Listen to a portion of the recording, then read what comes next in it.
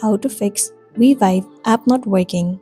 Most of the time, this issue might arise because you are not using the latest version of the app. In order to check it out, head over to your App Store. In the source bar, search for Revive. Head over to this app right here. So right here, instead of open, if you see the option of update, then your application is not up to date. And this might be one of the reasons that you're having this issue. In this case, simply tap on update and update your app. Once you've got the latest version of Revive app, the next thing you want to try doing is move into your settings of a device. Head over to General and then move into iPhone storage. In this page, search for the application Revive. Once you find it, move into it.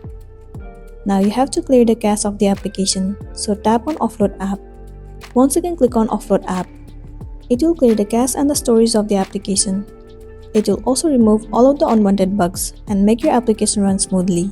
After doing this, if you're still facing the issue, then what you want to do is simply uninstall the application and then reinstall it.